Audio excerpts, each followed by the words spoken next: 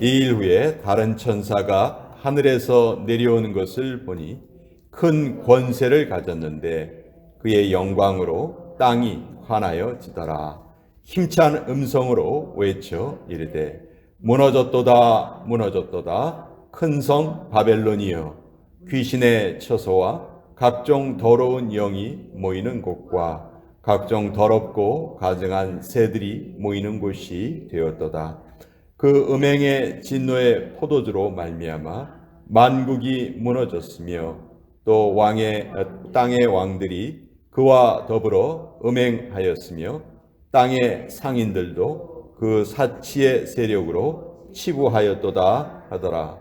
또 내가 들으니 하늘로부터 다른 음성이 나서 이르되 내 백성아 거기서 나와 그의 죄에 참여하지 말고 그가 받을 재앙들을 받지 말라. 그의 죄는 하늘에 사무쳤으며 하나님은 그의 불의한 일을 기억하신지라. 그가 준 그대로 그에게 주고 그의 행위대로 갑절을 갚아주고 그가 섞은 잔에도 갑절이나 섞고 그에게 주라. 하나님의 말씀입니다. 아멘. 자, 요한계시록 18장 전체가 다 바벨론의 멸망에 대해서 기록하고 있습니다. 이 바벨론은 1차적으로 요한계시록에서 로마 제국을 가리킵니다. 하나님을 믿는 성도들을 계속해서 핍박하는 로마 제국, 그리고 그 핍박 속에서도 계속해서 신앙을 지켜나가고자 하는 하나님의 백성들. 그렇지만 현실은 너무너무 가혹했고 또 그들이 겪는 고난은 말로 표현할 수 없을 정도로 심각한 것이었습니다. 그래서 하나님께서 밤모섬의 귀향을 간 요한에게 환상을 보여주시면서 이 세상을 상징하는 그 바벨론이 마지막에 멸망당하는 모습을 환상으로 보여주시고 그것을 요한으로 하여금 기록하게 하셨고, 이 기록은 당시에 핍박받는 성도들에게 읽혀지면서 로마 제국의 핍박에 굴복하지 않고 끝끝내 신앙을 지켜가는 그런 원동력이 되었습니다.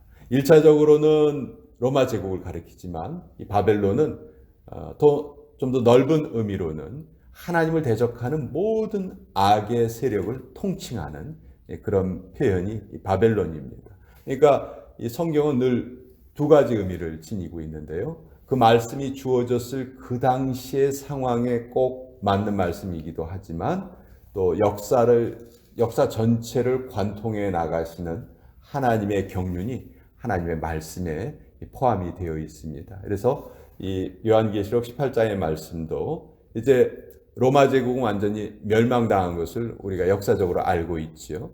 그렇다면 1차적인 의미는 다 성취가 되었습니다.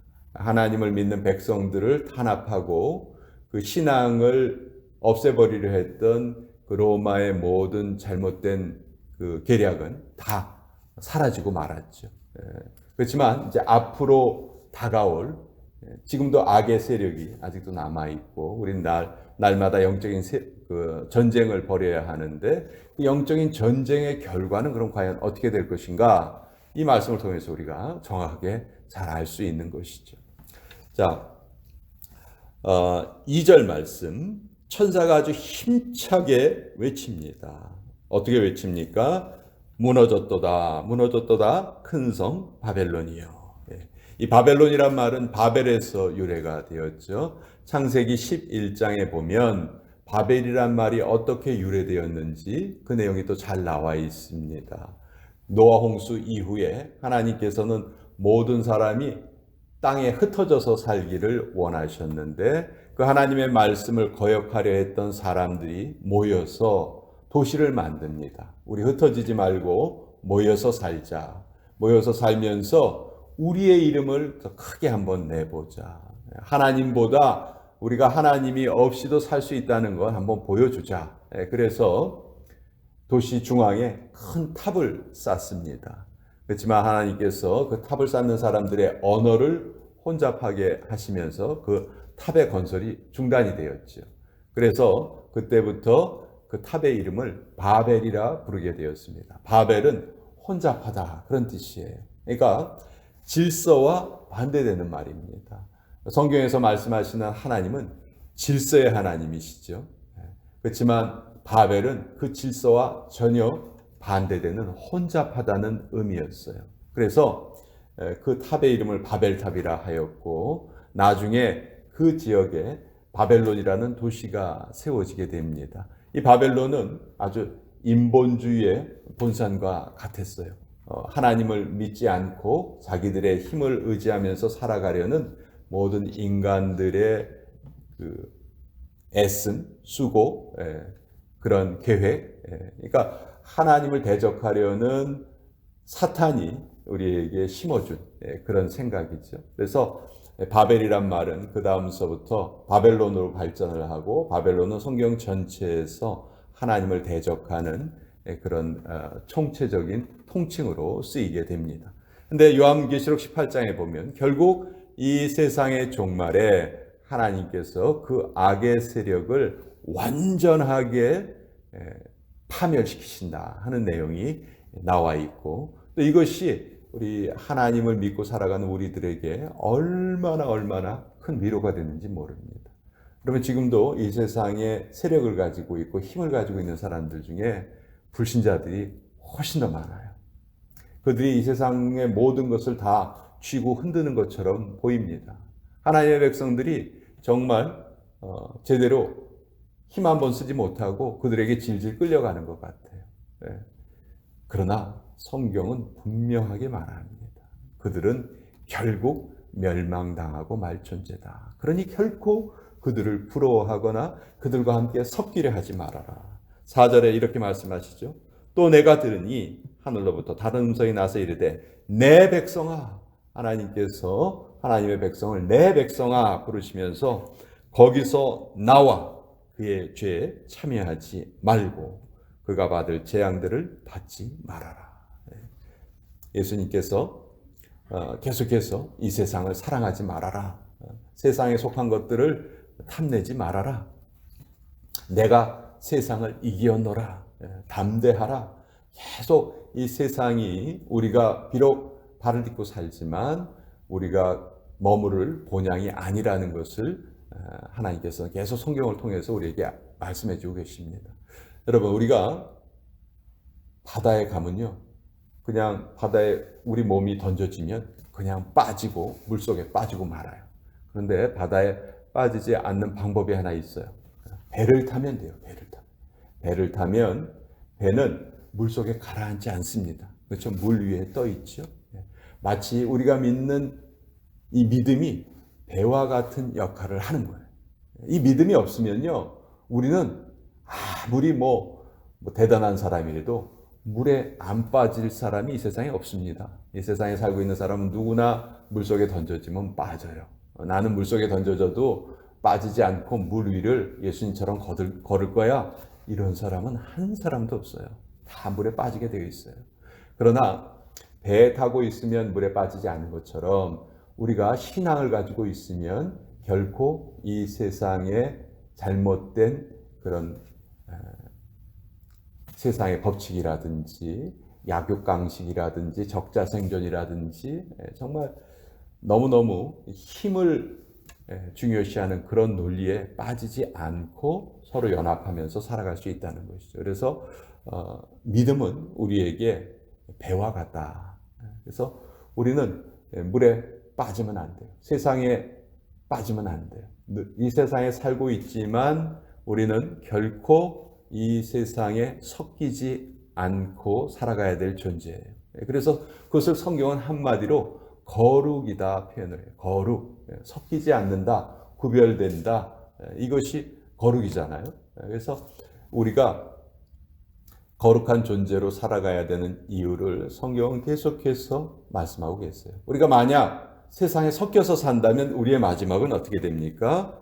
재앙을 받는 거예요. 여기에 분명히 나와 있어요. 거기에서 나와서 재앙을 받지 말아라. 만약 거기에 그대로 있으면 반대로 재앙을 받게 된다는 것이죠. 그 재앙은 어떤 재앙입니까? 5절에 보면 그의 죄는 하늘에 사무쳤다. 악이 저지른 죄악은요, 하늘에 사무쳤어요. 하나님은 길이길이 참으시죠. 오랫동안 참으십니다. 그러나 끝까지 참지는 않으시죠. 그러면 그 오랫동안 참으셨던 하나님의 모든 진노가 한 곳에 쏟아지는 곳이 성경이 말하는 지옥이에요. 그러니까 그 하나님의 진노는 말로 표현할 수가 없죠. 얼마나 큰 진노가 쏟아질 것인가. 상상도 할 수 없습니다. 그 모든 진노가 쏟아지는 곳이 지옥인데 결국 바벨론의 마지막 모습은 완전한 파멸이고 지옥에 떨어지는 것이죠. 그래서 하나님께서는 6절에 그가 준 그대로 그에게 주고 그의 행위대로 갑절을 갚아주고 그가 섞은 잔에도 갑절이나 섞어 그에게 주라.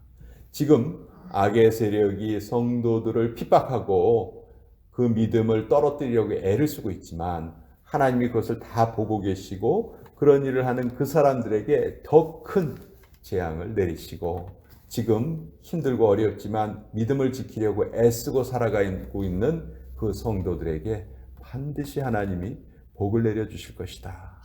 그러니 이 말씀을 듣는 너희들은 비록 지금 핍박을 당하나 어떻게 하라는 거예요? 신앙을 지키라는 거예요? 버리라는 거예요? 신앙을 지키라. 그러니까 계시록은 가장 큰 핍박을 당하고 있는 성도들에게 그들의 신앙이 떨어지지 않도록 그들이 신앙을 배교하지 않도록 그들에게 힘을 주고 그들의 최후의 모습을 알려주고 소망을 주시는 말씀이다. 그래서 이 말씀이 오늘을 살아가는 우리에게도 그대로 적용이 되는 것이죠. 우리는 예수님께서 이 땅에 다시 재림하실 것을 분명히 믿고 기다리는 사람들입니다. 그리고 예수님께서 재림하시는 그 순간에 세상은 우리가 지금 알고 있는 모습과는 완전히 바뀌어지게 되는 것이죠. 예수님을 모르는 자들, 이 세상에 취해서 사는 자들은 이 세상이 전부인 걸로 알고 살아요. 그러나 성경은 분명히 말씀하십니다. 이 세상이 전부가 아니다. 그리고 너희 눈에 보이는 이 세상은 결국은 사라질 세상이다. 불로 말미암아 다 심판받을 세상이다. 그러니 이 세상에 섞여서 빠져서 살지 말고 늘 너희 자신을 지켜라. 믿음에 굳게 서서 너희의 구원을 지켜가라. 성경은 늘 우리에게 말씀하십니다. 언제 이 말씀을 우리가 들어도요, 이 말씀은 우리를 깨워주십니다. 오늘 아침에 우리가 이 말씀을 들어도요, 한 2-3시간 후에 벌써 우리가 또 다른 생각하고 있을 수가 있어요. 그래서 끊임없이 우리는 이 말씀으로 우리를 깨워가는 그런 애씀의 노력이 있어야 되고, 특별히 이 아침 시간, 누구도 이 시간은 우리를 방해하지 않습니다. 이 시간에 우리한테 전화해가지고 우리 같이 만나서 놉시다 뭐 이런 사람 한 사람도 없어요.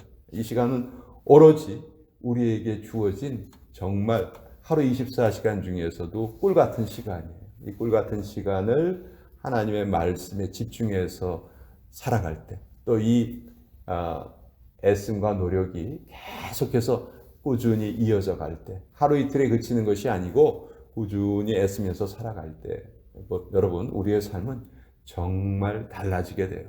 정말 달라지게 되고 세상으로 빠져들어가려는 우리 자신을 계속 우리가 믿음으로 지켜나갈 수가 있습니다. 그래서 오늘 계시록 18장의 말씀 여러분과 함께